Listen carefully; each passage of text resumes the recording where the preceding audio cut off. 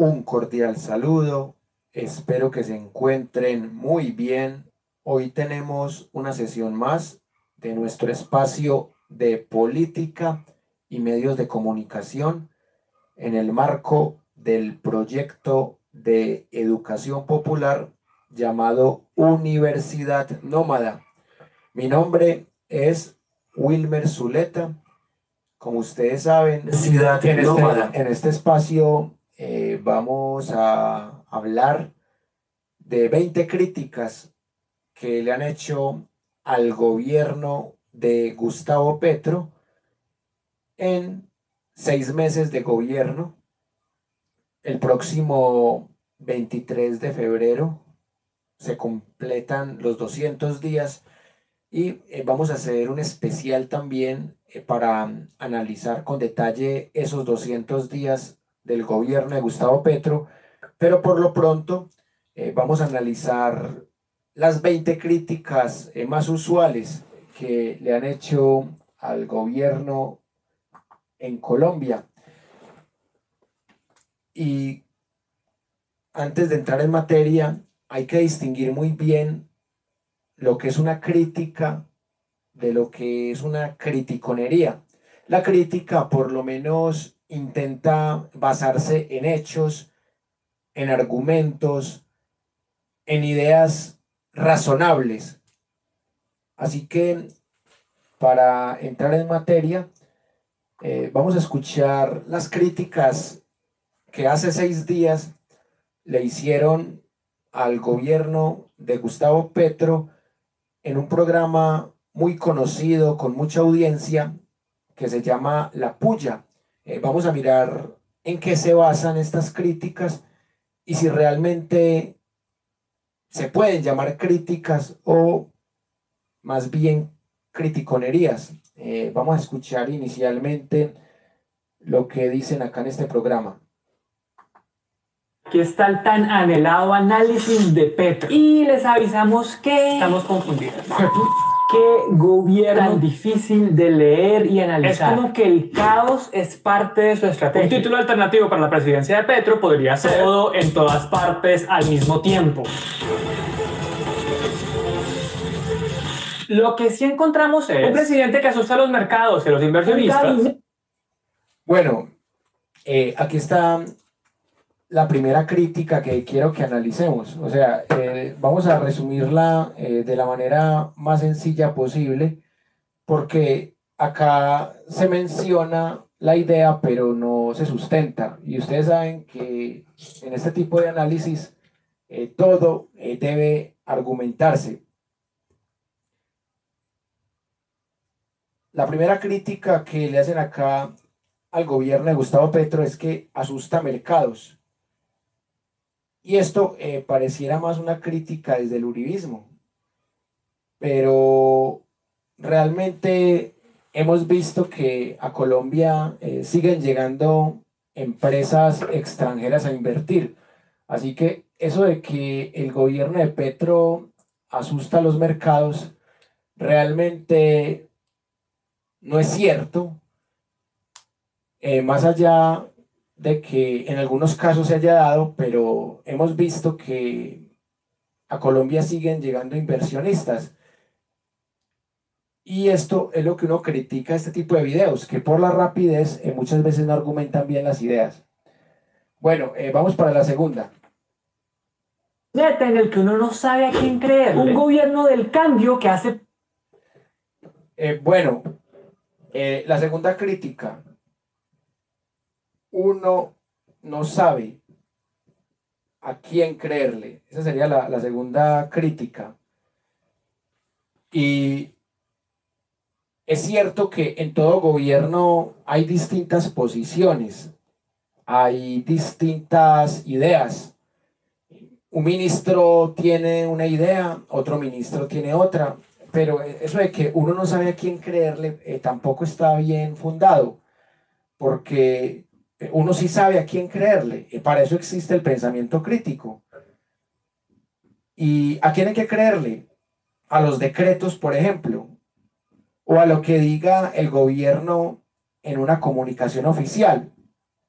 Ahora, Lo que un ministro diga en Twitter, en Instagram, en Facebook, hay que mirarlo bien, porque es solamente una opinión de ese ministro en particular. Entonces, eso de que uno no sabe a quién creerle, tampoco es una crítica válida.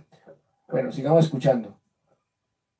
Política igualita a los políticos de siempre, con una incontinencia tuitera que nos... Bueno, tercera crítica, que este gobierno es igualítico, es semejante, es igualítico a los gobiernos de siempre. Una idea bastante vaga, por cierto.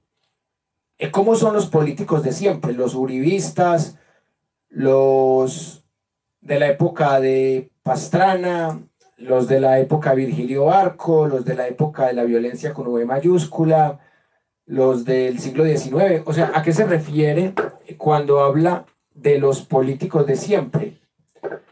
Eso se llama una falacia de vaguedad. ¿En qué se parece este gobierno a los políticos de siempre? Vamos para la cuarta crítica. Cambió en libertad y orden por tríñese y cúmplase. Retweet, presidente. El gobierno.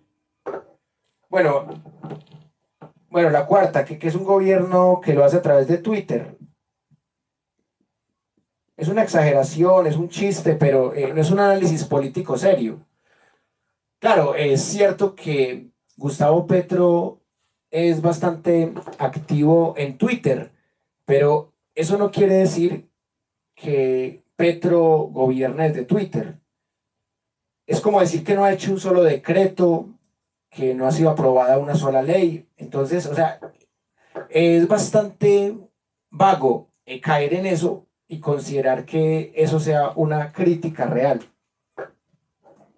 Gobierno confuso, caótico, primíparo. Bueno,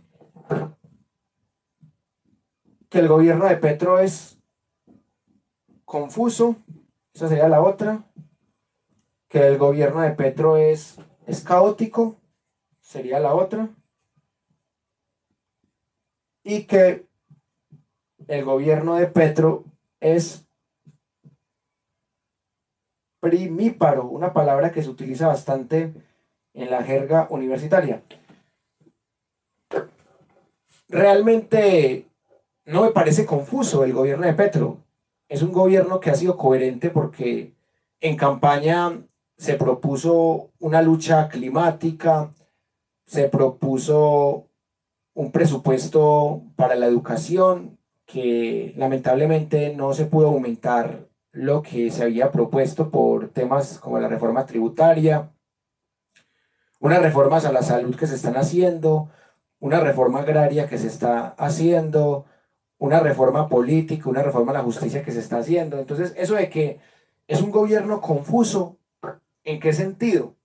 Que es un gobierno caótico. ¿Qué es un gobierno caótico? Es un gobierno desordenado. No me parece que el gobierno de Petro haya sido desordenado. Bueno, y lo de gobierno primíparo tampoco le veo mucho sustento por ahora. Miren, ya van 7 críticas, pero 0 argumentos. Eso es lo que no me... Agresivo. Yo no creo que sea un gobierno que improvise, ni tampoco es un gobierno que agreda. No es un gobierno que ha matado gente que le haya protestado, como el gobierno de Duque. ¿Cuánta gente mataron en el gobierno de Duque? ¿Y cuánta gente realmente podría decir que este gobierno está improvisando? Uno improvisa cuando no tiene un plan de gobierno, pero hay un plan de desarrollo que se está discutiendo con las comunidades, que el año pasado era un plan de gobierno en época electoral. Miren, ya van 9 ideas, pero ninguna sustentada. Esto es lo que mucha gente toma por verdad. Y a veces razonable.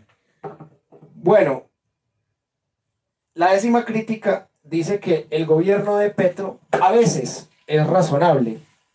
Es decir, que siempre es agresivo, que siempre improvisa, que siempre es primíparo, que siempre es caótico, que siempre es confuso, que gobierna por Twitter, que es igualitico a los gobiernos de siempre, que uno no sabe qué es lo que quiere, que se contradice, que asusta a los mercados, pero que a veces es razonable.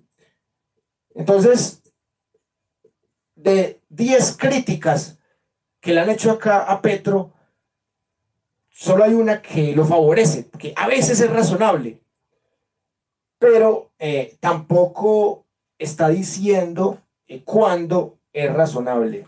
Sigamos escuchando. Bueno, aquí van a empezar supuestamente los argumentos. O sea, aquí va a empezar a presentar todos los argumentos que dicen por qué el gobierno de Petro es confuso, es caótico, es primíparo, es improvisador, es agresivo y a veces es razonable.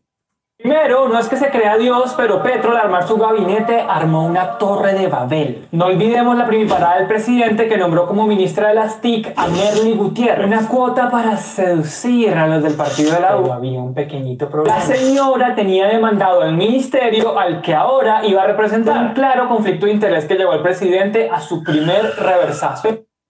Pero si están angustiados porque Petro se quedó sin cómo darle cacao al glorioso y nunca cuestionado partido de la U, tranquilitos. Porque Bueno, esto sí se puede considerar como un primer argumento. O sea que Petro le debía favores políticos al partido de la U. Esto sí es un argumento válido. Lo otro, no. La ministra actual, Sandra Urrutia, también es ficha de la U. Siguiente perla, Guillermo Reyes, fanático de las motos y quien llegó al Ministerio de Transporte sin saber absolutamente nada de transporte, de infraestructura, ni de vía.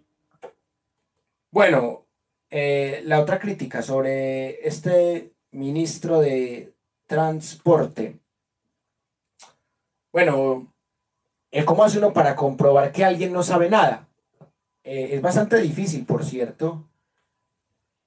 Y acá yo veo que hay un intento de argumento, pero no hay unos hechos que respalden ese argumento. Bueno, lo del partido de la U, listo. Se puede decir que es una crítica válida. Pero esto de que el ministro de Transporte no sabe de transporte, pues habría que comprobarlo.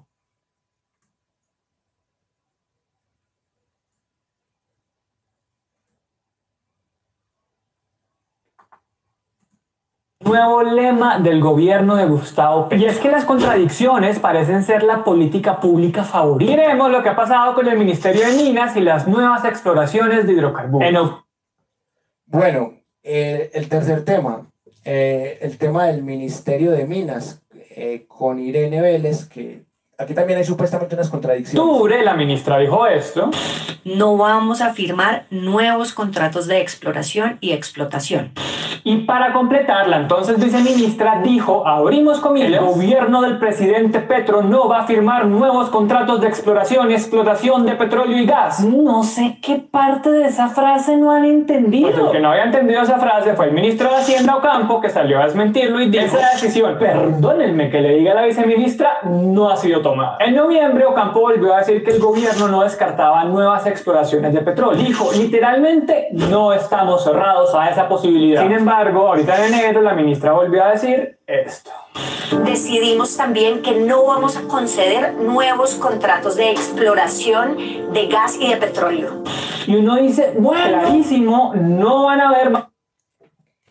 Bueno, en esta crítica sí tiene razón. O sea, hay una contradicción entre ministros, ministro de Minas, ministra de Minas, ministro de Hacienda. Hay una contradicción, sí. Claramente, uno podría decir que los ministros obedecen a lo que diga el presidente, pero es normal que hayan contradicciones entre ministros. Es normal que haya contradicciones entre el vicepresidente y el presidente, porque al fin y al cabo son personas.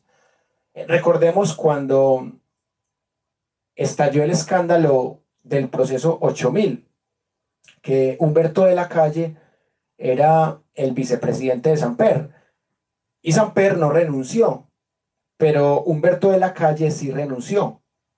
Y recuerden que Botero terminó pagando cárcel y Samper no. Entonces, en un gobierno es normal que hayan contradicciones entre ministros, pero en última instancia, ¿quién es el que toma la decisión? El presidente. Gustavo Petro es el que tiene que ratificar y estoy casi seguro que Petro va a respaldar a la ministra de Minas. Bueno, por aquí veo que llegan unos comentarios.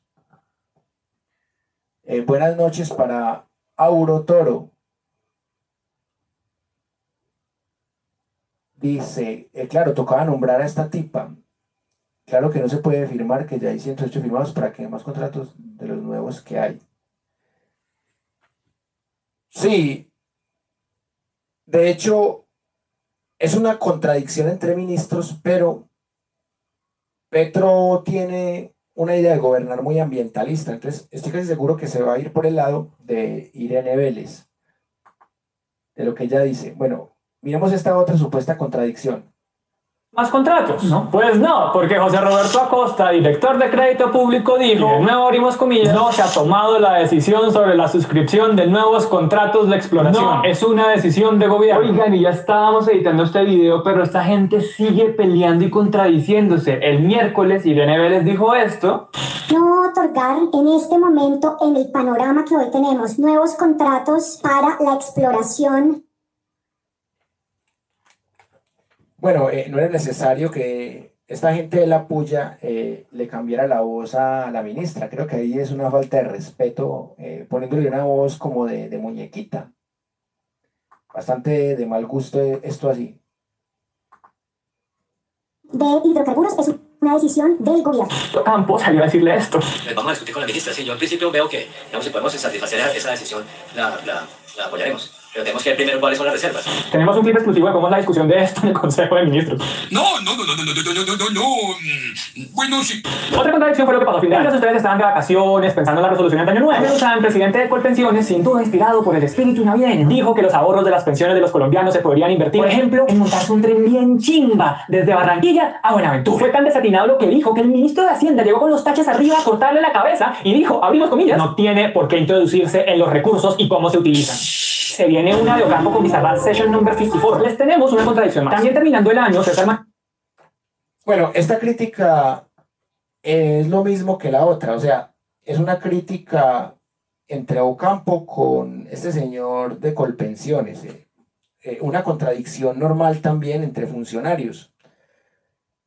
Y yo me pregunto si ha existido un gobierno en el que no haya contradicciones entre un ministro y otro ministro, entre el presidente y el vicepresidente. Aquí lo presentan como si fuera una novedad. Es normal que haya uno que tenga una visión de las pensiones más privada y otro que tenga una visión más estatal de las pensiones. Es normal. Yo aquí no veo pues tanto escándalo.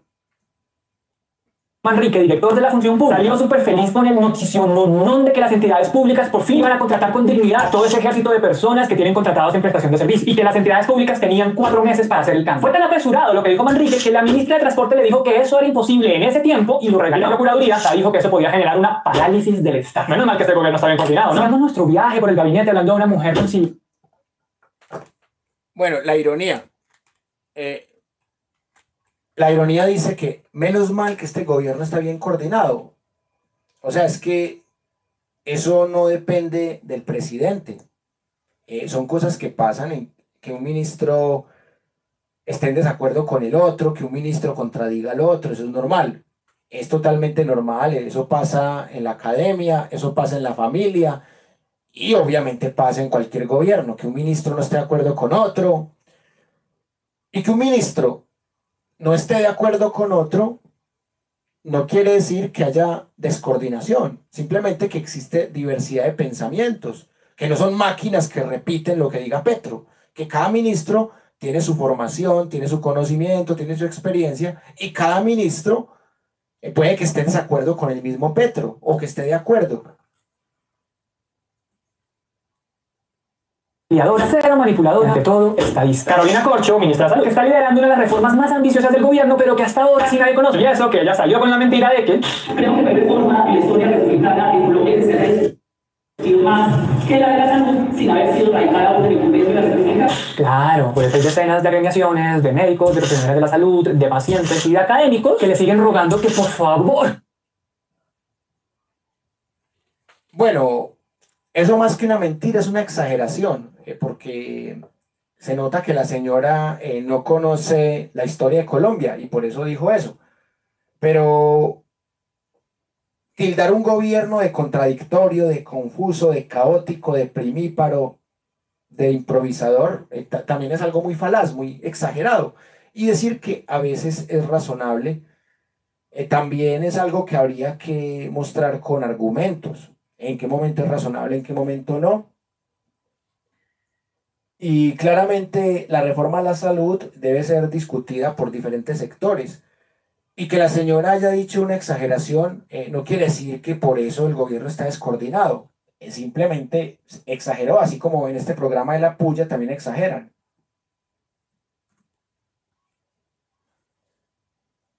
Por lo que más quiera, les muestre el bendito borrador para saber qué es lo que quiere hacer el gobierno. El mismo ministro de Educación, Alejandro Gaviria, le mandó la indirecta menos indirecta en la historia republicana de la nación. Cuando dijo esto en un tuit: el verdadero cambio ocurre cuando hay acuerdo, cuando las sociedades se ponen de acuerdo. Las reformas necesitan diálogo, discusión, debate, escrutinio.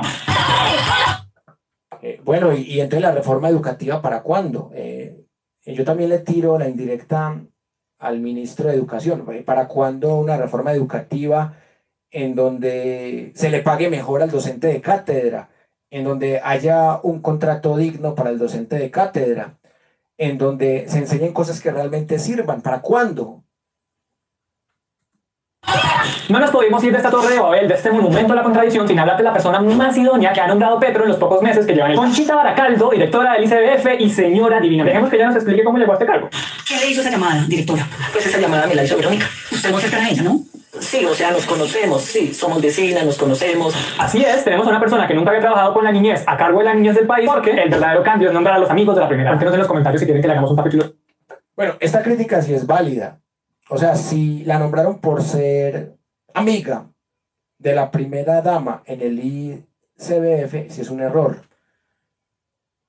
Y la señora ha sido cuestionada incluso por el mismo Petro, por la forma como está manejando el Instituto Colombiano de Bienestar Familiar. Esta crítica sí es válida.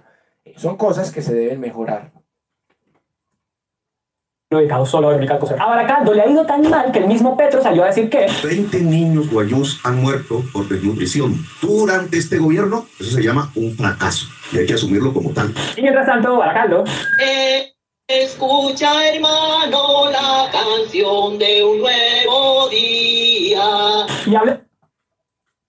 Bueno, y se le abona a Petro que la haya criticado. Es que ese es el trabajo de Petro. Si un ministro la caga, si un funcionario la caga, Petro debe reconocerlo y decir que fue un fracaso. Hablando de amigas de la primera dama, tenemos que hablar de Eva Ferrer, quien era su jefa de comunicaciones y experta en marketing, y que aterrizó en la Consejería para la Reconciliación Nacional. Recordemos que a Ferrer, por ser española, le tramitaron una ciudadanía express para poder posesionarla. Para que estén las amigas, no jodan. Segundo, Petro construyó una planadora en el Congreso que hasta ahora le ha aprobado todo lo que ha querido. En el Congreso tiene una coalición grandísima que nadie se esperaba. No solo tiene los sospechosos habituales, como el Pacto Histórico y la Alianza Verde, sino que también cuenta con el Partido Liberal, el Partido de la U y el Partido Conservador.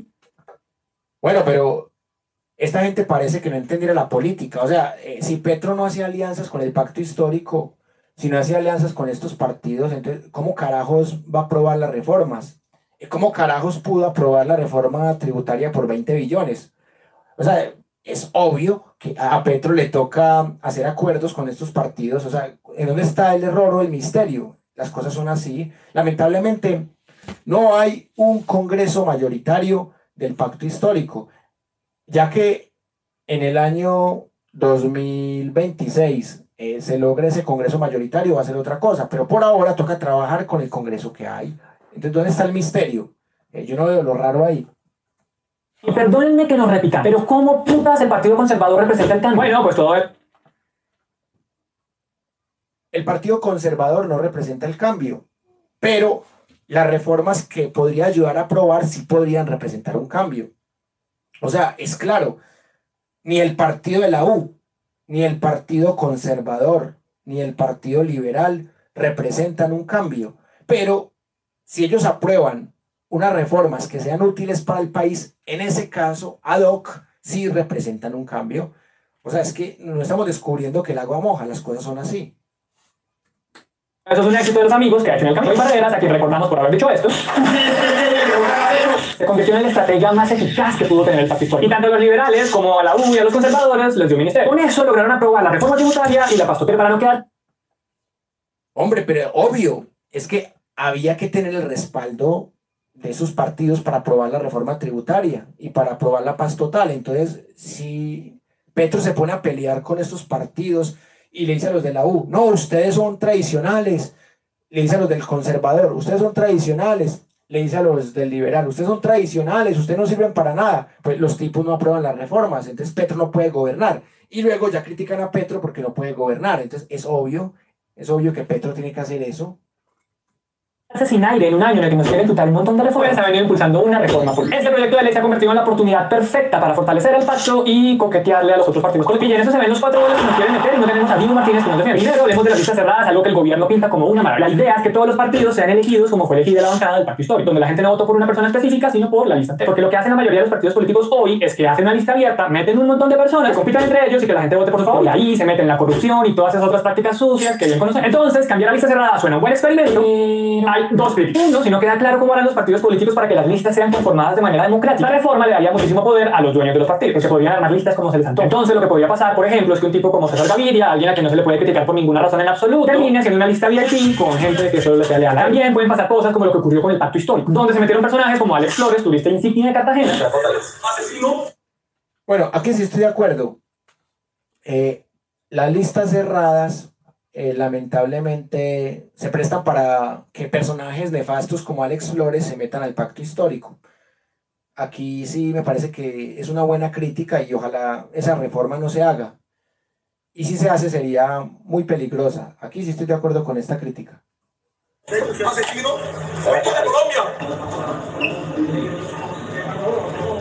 O el pobrecito de Gustavo Bolívar, que a pesar de haber sido cabeza de lista, a pesar de haber promovido un proyecto de ley para bajarle el sueldo a los congresistas, renunció al Congreso porque no le alcanzaba la plática para vivir. Les tenemos el resumen. Bueno, lo de la renuncia de Gustavo Bolívar al Congreso sí me parece lamentable porque era una ficha importante en el pacto histórico porque era de los más autocríticos. Entonces ahí sí me parece que son cosas que se salen de las manos, pero que ojalá se hubieran podido evitar. De la carta de renuncia de Gustavo Bolívar.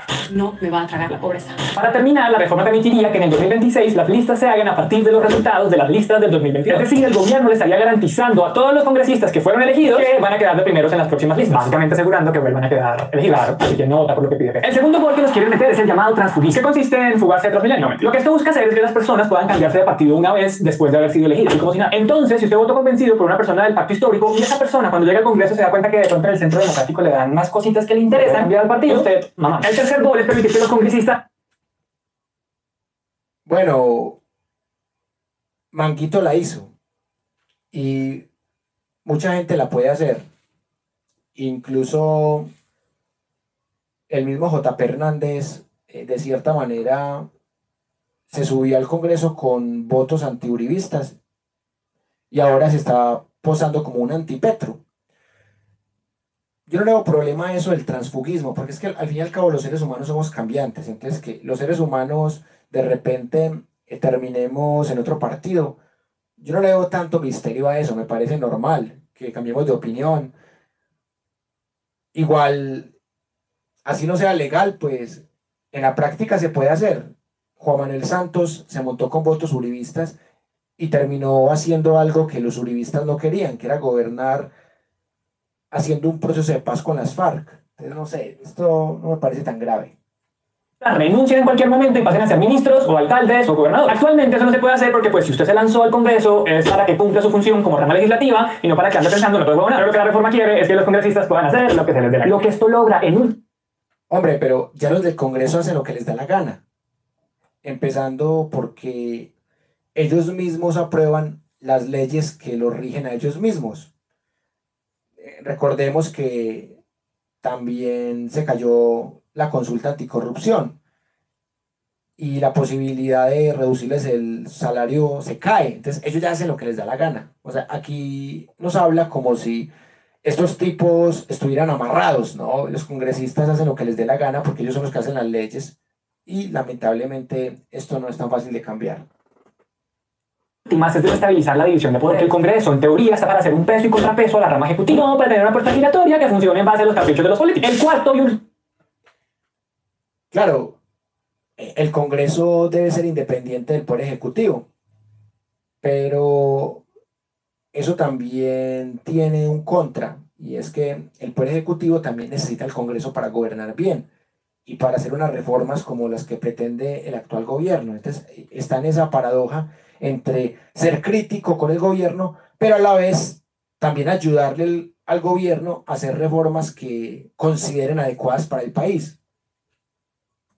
último gol son las llamadas coaliciones para hacer una superlista. Actualmente hay una norma que busca que en el Congreso haya más variedad y que los partidos chiquitos no se queden, que funciona así. Usted puede unirse en coalición con otros partidos siempre y cuando no hayan recibido más del 15% de los votos en las últimas elecciones. Así fue como, por ejemplo, la Centro Esperanza se unió con la Alianza Verde y pudieron poner a varios senadores y representantes. Sin embargo, lo que propone el gobierno es que ahora cualquiera pueda hacer coalición. Imagínense ustedes, no sé, una lista del Centro Democrático y el Partido Conservador unidos, u otra lista del Partido Liberal y Cambio Radical unidos, o peor, esos cuatro unidos en una gran lista. Algo así.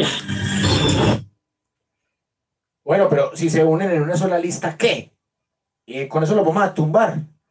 Los tenemos que tumbar es electoralmente, pero si esos cuatro partidos hacen una lista, una superlista, que la hagan, o sea, desde que el pueblo no los elija, simplemente los vamos bajando de ahí. O sea, es que es, no sé, me parece que mucha exageración, mucho drama por tan poco. Por el número de votos y por la manera en que se reparten las curules, estas superlistas terminarían arrasando y matando a los partidos pequeños. Claro, como al pacto histórico le fue tan bien, ellos lo que están buscando es la capacidad de hacer alianzas para que a futuro tengan más curules. Eso no es bueno, menos que usted lo que quiera es un Congreso monopolizado por los grandes de la política. Igual. Pero es que el Congreso está monopolizado hace rato. O sea, él está hablando como si el Congreso fuera la mata de la inocencia, como si el Congreso no tuviera conflicto de intereses, como si el Congreso fuera perfecto. Yo sinceramente no veo razón para hacer tanto drama por esa situación de las superlistas. Esta reforma está enredada. Lo que nos dijeron es que en el Congreso no hay ambiente favorable para aprobarla porque varios congresistas están embarracados y hacen parte de la coalición del gobierno. Quizás, tal vez, no sabemos, pero podríamos estar viendo el final de la planadora de Petro. O como dijo el mismo presidente en 2012, ahora toca sufrir. Tercero, Petro terminó pareciéndose un montón a Duque, a Santos y a Uribe. Nos referimos a cómo utiliza la Cancillería para llenar el mundo de sus amigos. Y de 23 embajadores que ha nombrado Petro, solo 6 pertenecen a la carrera diplomática. El resto son sus amigos o sus fanáticos. Lo cual es chistoso porque en campaña Petro había prometido que la mitad de los nombramientos en la Cancillería serían de carrera diplomática, es decir, de gente que se ha preparado durante años para representar al país. Tenemos unos ejemplitos para que vean cómo Petro se ha descachado bien. Moisés Nimpo Daza, embajador en México, tiene una destacada carrera en la cual no terminó de graduarse de la Sergio Polera y fue nombrado embajador porque trabajó en las últimas 2 campañas de presidencia. Eduardo Ávila. Bueno, esta crítica sí me parece razonable. O sea, los presidentes, los gobernadores, los alcaldes nombran gente de confianza, gente que estuvo en la campaña. Y muchas veces esa gente que estuvo en la campaña no tiene los mayores títulos o los mayores argumentos para ocupar X cargo. Pero lamentablemente la politiquería funciona así y yo también he criticado otros nombramientos de Petro, parecidos a este. Un saludo para Franci Elena Ortiz Zamora, qué bueno verte por acá. Bueno, escuchemos el otro ejemplo. Navarrete, el flamante nuevo embajador en España, tiene una empresa de comunicaciones y 0 carrera diplomática. Juan Manuel Corso. Bueno, ese segundo ejemplo también es válido, porque la verdad que Petro sí prometió que iba a haber más funcionarios de carrera diplomática. Juan Manuel Corso, Omar, ¿qué dice Juan Manuel Corso?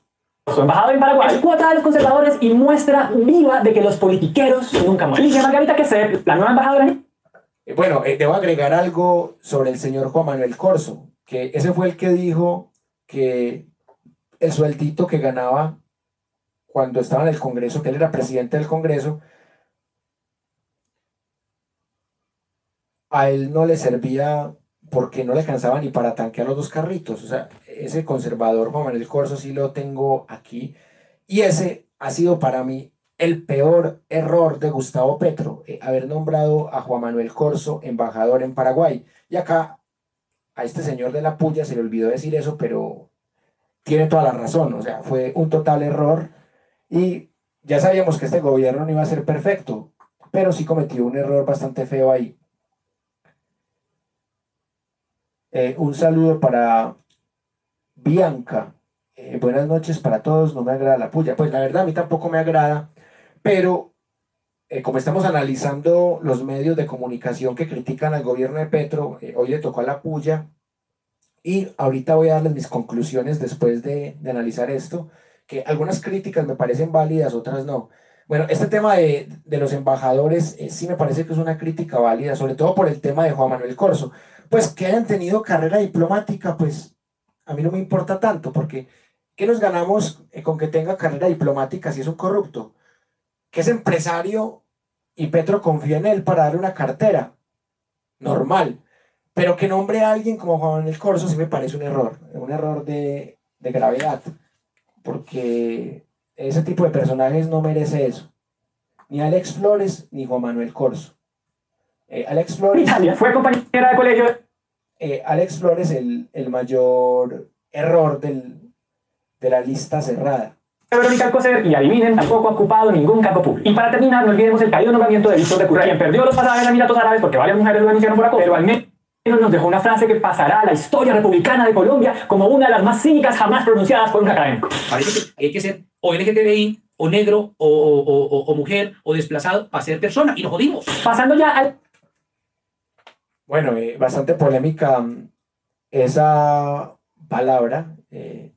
Yo digo que todo el exceso termina siendo malo y el exceso de favorecer minorías también puede tener sus defectos.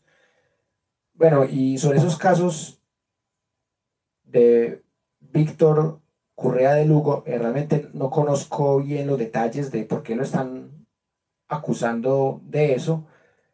Lo cierto del caso es que es un tipo que ha hecho política de oposición, que conoce bastante al ELN, y la verdad a mí no me parece un error que lo hayan nombrado, aunque cuando el tipo habla de narcotráfico y fútbol se nota que no conoce el tema. Bueno, vamos a ver qué más critica acá. Al fondo de la política exterior, una cosa ha sido el petro tuitero y otra cosa ha sido el petro diplomático. El petro tuitero. Bueno, y aquí, en esta 17ª crítica, se trata de crear una contradicción entre lo que es el petro tuitero y el petro diplomático. O sea que es como que hubiera un petro bueno y un petro malo. Y el petro malo es el tuitero y el petro diplomático es el bueno. Mire, escuchen los argumentos. Petro salió con paradas como cuando en Chile ganó la opción de rechazo del plebiscito de la nueva constitución y Petro, siempre prudente, siempre muy diplomático, interventor de los asuntos internos de otros países, tuiteó lo siguiente: revivió a Pinochet. Qué linda manera de estigmatizar a los 7,8 millones de chilenos. Casi el 62% de toda la votación dijo no estar de acuerdo con la propuesta de la nueva constitución. Bueno, la verdad, Petro fue imprudente con ese tuit. No se puede negar que fue imprudente, pero bueno, es que Petro es humano. Petro le puede equivocar, así como se equivocó con Juan Manuel Corso. El presidente siguió así. Cuando Pedro Castillo intentó dar un golpe de Estado en Perú y fue destituido por el Congreso. Hombre, aquí está totalmente equivocado este man de la puya. O sea, no fue que Pedro Castillo intentó dar un golpe de Estado, le dieron un golpe de Estado a él.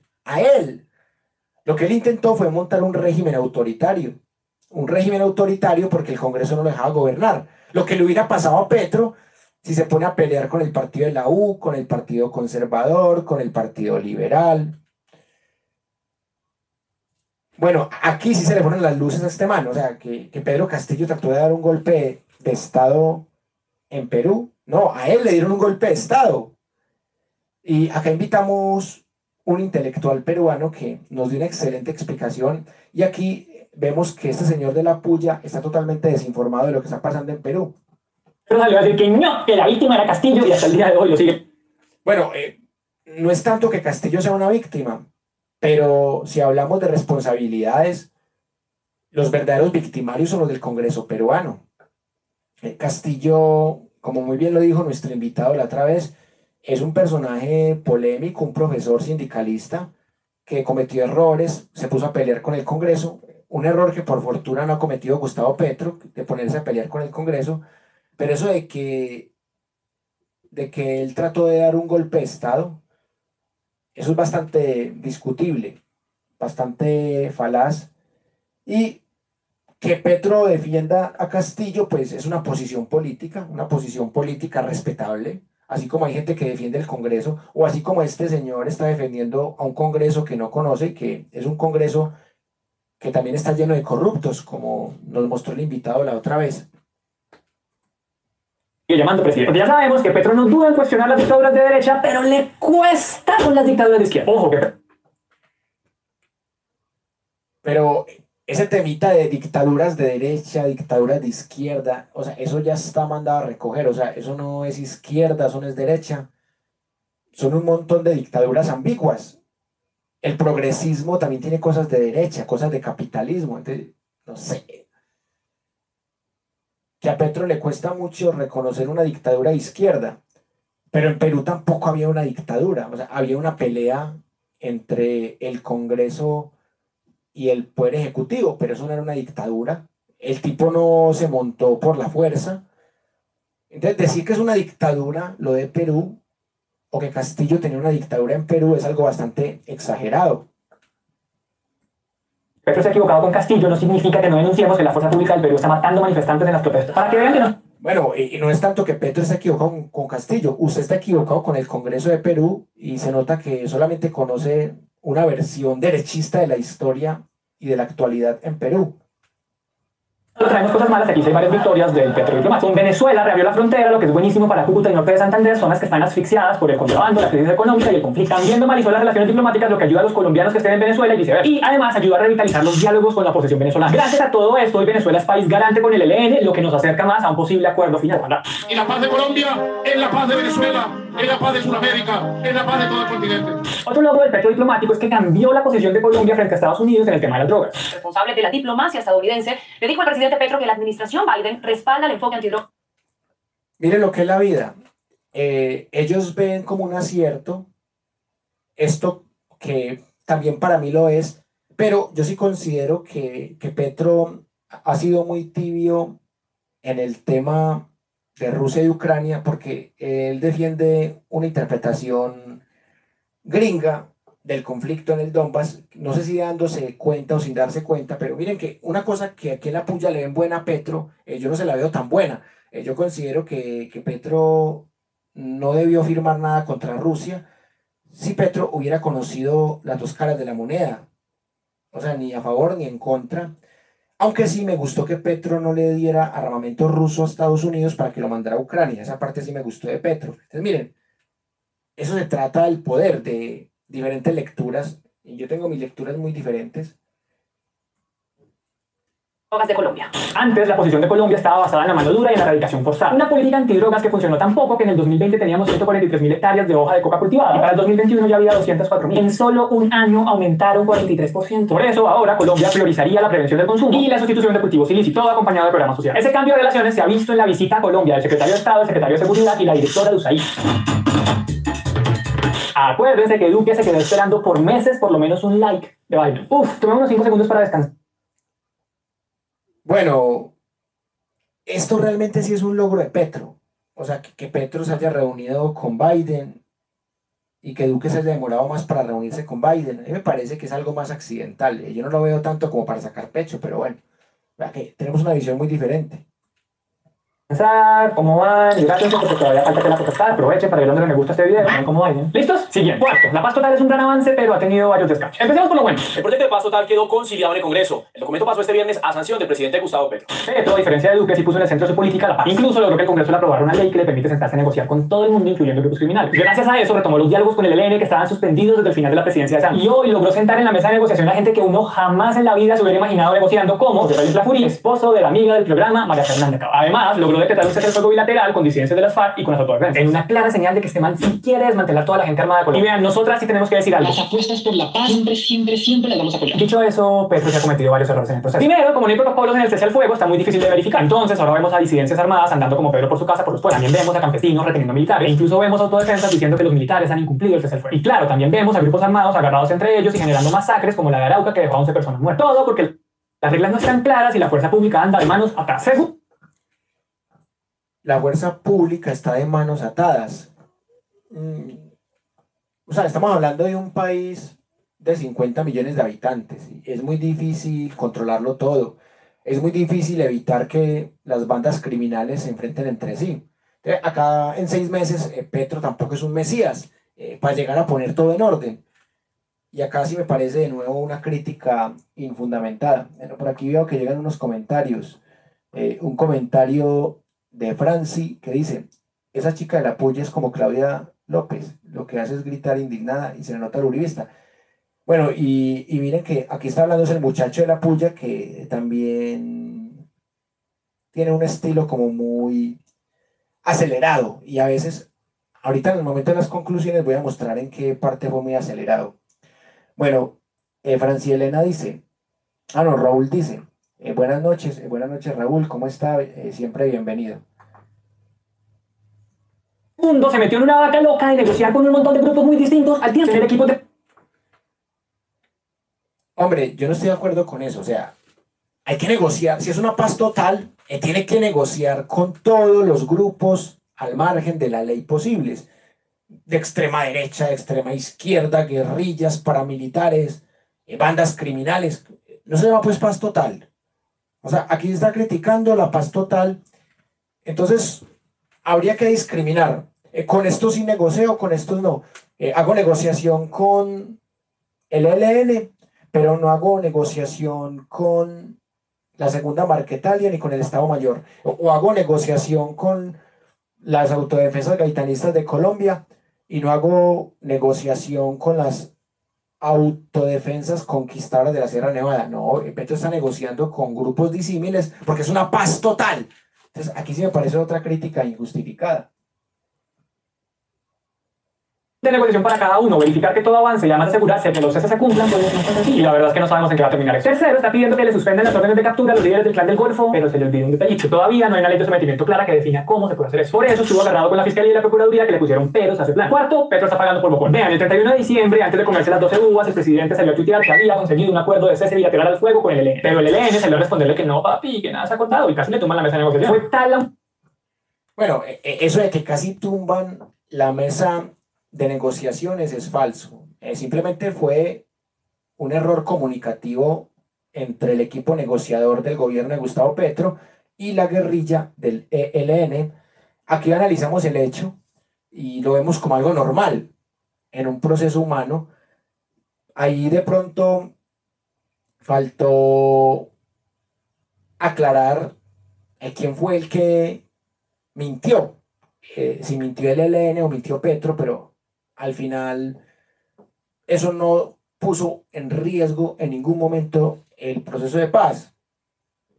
Y acá mostramos lo que dijeron el ministro de Defensa, lo que dijo el equipo negociador, el ministro del Interior también, y fue simplemente que los del ELN esperaban en México llegar a ese cese bilateral, pero alguien del ELN parece que le dio una información errada al equipo negociador y el equipo negociador le dio la información a Petro y Petro dio la primicia.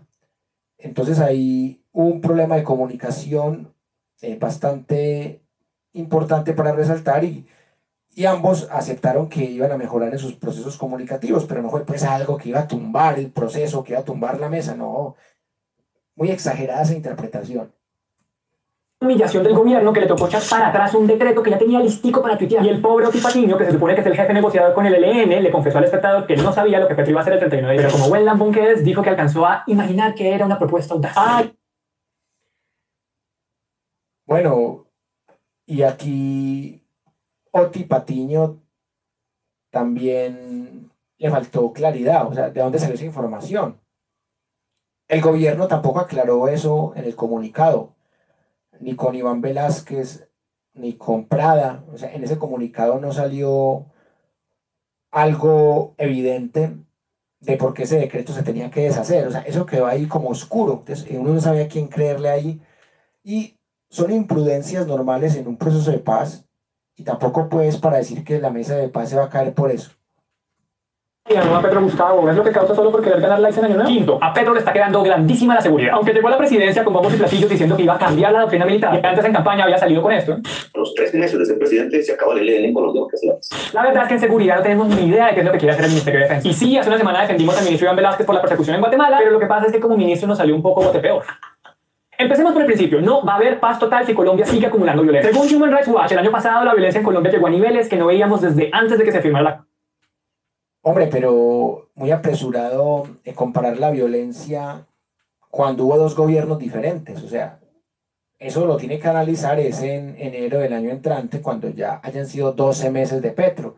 O sea, vos no puedes meter en el mismo costal los 7 meses de Duque con 5 meses de Petro del año pasado. No, me parece que muy exagerado también.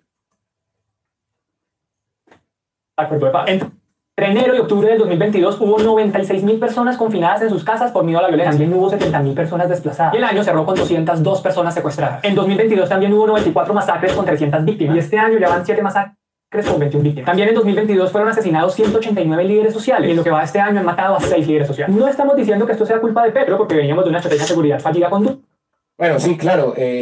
O sea, no están diciendo que es culpa de Petro, pero sí lo están metiendo en un video que es análisis de Petro.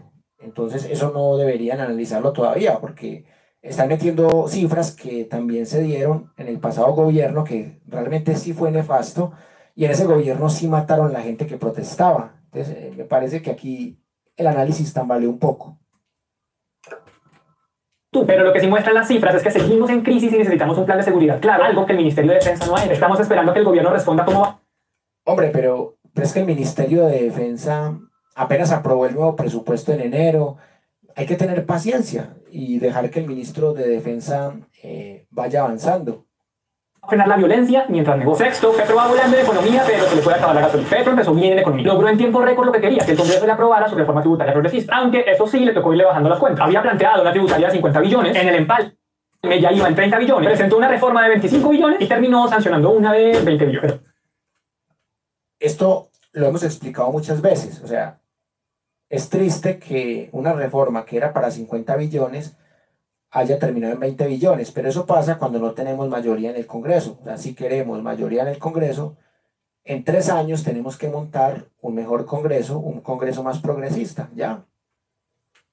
Pero como dice Fico, Plata es plata. al final sí logró cobrarle más a quienes más ganan y ponerle impuestos al sector de hidrocarburos, aunque no todos los que esperaban. También se notó un éxito en el aumento del salario mínimo, que gracias a los diálogos del Ministerio de Trabajo, los sindicatos y las empresas, lograron sacarlo en un 16% más sin agarrarse de los pelos. Sin embargo, hay varias señales de que la economía podría caer en el 2023 y Petro no puede dar ningún paso en falso. Para empezar, tenemos una inflación del 13,2%, la más alta que hemos tenido en todo el siglo, que hace que todo esté más caro. Si Petro no logra calmar la inflación, la gente va a empezar a culparlo de que todo está costoso. Además, aunque el desempleo ha venido bajando, sigue altísimo y afecta especialmente a las mujeres. Para completar, Petro tiene una relación complicada con los empresarios y con los inversionistas internacionales, porque los mercados han aprendido a estar pendientes de su Twitter para saber si sacan la plata del país o no, como cuando salió a criticar al Banco de la República, o como cuando dijo que el peso se desplomaba porque 5 riquitos sacaban sus dólares del país. De hecho, hicimos todo un capítulo sobre cómo eso afecta el precio del dólar, sería muy chévere si van y lo ven. Por esta situación económica tan difícil es que es importante saber qué carajos van a hacer con la exploración de hidrocarburos. Y en los últimos 10 años, gracias a Copetrol, al país le han entrado 254 billones de pesos, es decir, casi 13 tributarias de Petro. Y el gobierno no ha dicho con claridad cómo va a suplir esa plata si abandona la exploración a futuro. Entonces tenemos un presidente que promete mucho gasto social, pero que tiene una situación económica muy jodida por delante. Toca seguir vigilando.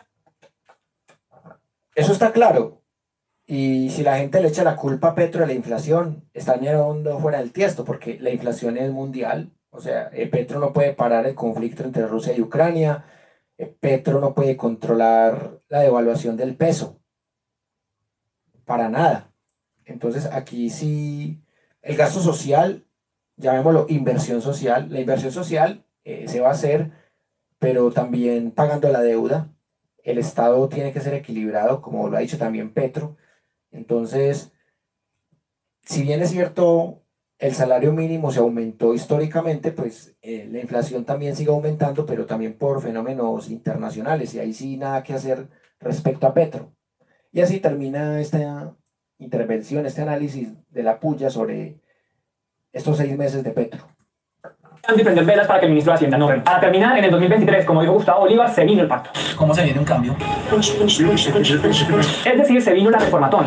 La reforma laboral tradicional, la agraria, la del código electoral, la de salud, la reforma de la educación, la policía, el sistema penal. Y como si fuera poco, va a tramitar el Plan Nacional de Desarrollo, que es la hoja de ruta con la que Petro va a gobernar. Ahí sí le toca explicar cómo carajos es que va a hacer todo. Lo que sí preocupa es que este año siga saliendo el Petro tuitero que estaba en campaña en el 2022, porque a pesar de que no ha revelado muchos de los textos de las reformas que está proponiendo, Petro ya está hablando de tomarse las calles, de salir a defender el cambio, de hacer el gran diálogo nacional que necesita Colombia. Es decir, que Petro quiere que la gente salga a apoyar lo que ni siquiera conoce y de paso quiere silenciar la marcha que... Hombre, pero ahí está subestimando a la gente sí conoce, la gente está leyendo el Plan Nacional de Desarrollo, la gente está pendiente de las redes sociales de Petro, ¿cómo así que la gente no sabe? O sea, ahí sí está hablando de algo que la puya no sabe, la gente sí sabe cómo va a ser la reforma agraria, cómo va a ser la reforma a la justicia, la reforma política, la reforma a la salud, también la gente sabe cositas, lo que no está tan claro es la reforma educativa. Pero ahí sí me parece que exagera otra vez. Como con la oposición. Vean, a nosotros ya nos han dicho que no podemos hablar de la personalidad de Petro, que eso no tiene que ver con nada, es puro chisme. Pero el hecho de que el tipo sea un impulsivo, caprichoso, arrogante. Bueno, falacia ad hominem. Impulsivo, caprichoso, arrogante. O sea, lo mismo como empezó el video, con puras falacias ad hominem. O sea, esto no tiene nada de análisis serio, pues. O sea, cuando uno empieza a decir adjetivos que van para el mensajero y no para el mensaje, ya termina fallando en argumentación. O sea, el video había mejorado, pero de nuevo cae otra vez en las falacias del principio del análisis. El populista sí está afectando la manera en que gobierna. Todo esa punta de Twitter, de salidas en falso, de entregarle puestos a sus amigos y de convocar a las calles lo que no quiere defender en el Congreso. Como si uno pudiera dar esos debates en medio de tanto ruido. Como si siguiera en campaña. Entonces estamos confundidas con ese gobierno. Pero es que esa parece ser la estrategia. Generar incertidumbre, que la gente no sepa qué ministro quererle y tampoco sepa qué Petro nos va a tocar cada día. Si el presidente estadista o el influencer necesitaba atención. Bueno, yo no creo que Petro sea un influencer necesitado de atención. Me parece que es un presidente polémico, que le gusta debatir en redes sociales y que efectivamente también tiene elementos de estadista. Bueno, hemos llegado al momento de las conclusiones y acá tengo mis 20 conclusiones de hoy, rápidamente. O sea, las 20 críticas que se le han hecho a Petro en este programa de la puya.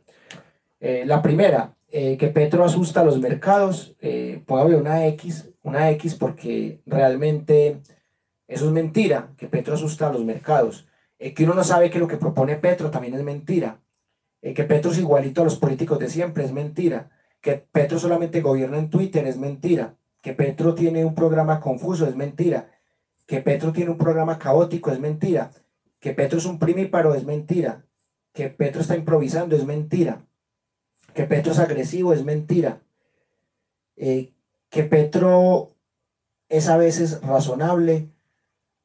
Yo diría que Petro casi siempre es razonable, que los que son a veces razonables son algunos de sus ministros. Entonces, digamos que esto es más o menos sí, más o menos no. Bueno, que Petro ha tenido que entregarle puestos a gente de partidos tradicionales, como el partido de la U, como el Partido Conservador, como el Partido Liberal, es verdadero. Que hay contradicciones respecto a diferentes ministros, es verdadero. Que a Petro le ha tocado ceder ante el Congreso, también es verdadero. Que Petro ha nombrado a algunos embajadores indeseables como Juan Manuel Corso, es verdadero. Y que hay dos Petros, que hay un Petro tuitero y hay un Petro diplomático, es falso, es el mismo Petro. Lo que pasa es que en Twitter a veces no se logra explicar bien las cosas porque Twitter es una red social bastante ambigua porque permite muy pocos caracteres. El verdadero Petro es el Petro de los discursos, el Petro que da las conferencias, ese es el Petro diplomático, el Petro verdadero. El Petro tuitero es el mismo Petro pero en un medio más propenso a la ambigüedad. Bueno, que Petro tiene una posición excelente ante Estados Unidos, no tanto, porque Petro entiende el conflicto en el Donbass de manera muy ambigua y Petro tiene una lectura muy occidental de lo que pasa en el Donbass. Sin embargo, se le abona a Petro que no quiso mandar armas rusas para el conflicto en Ucrania por petición de Estados Unidos, lo cual muestra que no es títere de Estados Unidos, así tenga una interpretación occidental del conflicto en el Donbass. Bueno, y que Petro está revolviendo grupos en la paz total, pues es lo normal. por eso es una paz total, porque no es solamente paz con guerrilleros, con paramilitares, sino que es una paz con todos los grupos armados, sean guerrilleros, sean paramilitares o sean bandas criminales. Y que Petro tiene que frenar la inflación, falso. O sea, Petro no tiene forma de parar la inflación, ni de parar el conflicto entre Rusia y Ucrania, ni tiene forma de detener la devaluación del peso respecto al dólar. Entonces, de estas críticas que le hizo la puya, vemos que la mayoría son infundadas. Por lo menos hay 9, 10, hay por lo menos 12 críticas que son totalmente infundadas y hay 8 críticas que son buenas. Esa es mi conclusión de haber analizado la puya. Muchas gracias a la gente que nos acompañó en esta horita. Por aquí llegan 2 comentarios más. Bianca dice: ¿para qué se referencia a esta gente sin respeto ni conocimiento para dar un criterio? La puya, tremendo fiasco, es aburrido ese sonsonete. Precisamente porque hay millones de personas que ven la puya. Por eso, de esas millones de personas, pueden haber miles de personas que se crean estas mentiras, estas falacias ad hominem, estas vaguedades, estas falsas comparaciones. Por eso les digo que si el 60% de lo que dice la puya tiene errores de lógica, hay que corregir esos errores de lógica para que la gente no caiga en la trampa. Para eso mismo se referencia a la puya. Fabián Pérez dice que perdió el Junior. Bueno, ahorita lo discutiremos en el espacio de fútbol, que perdió el Junior. Bianca dice: toca bajar el volumen mientras la puya está al aire, escuchar solo la universidad. Bueno, yo digo que más que bajarle el volumen, hay que refutar todas las tonterías que a veces dicen y resaltar las verdades que también digan. Jorge Zúñiga dice: un presidente progresista como el doctor Gustavo Francisco Petro Urrego siempre tendrá difamadores. Bueno, y lamentablemente hay gente que le crea la puya, pero hoy hemos mostrado cuáles han sido sus argumentos correctos y cuáles no.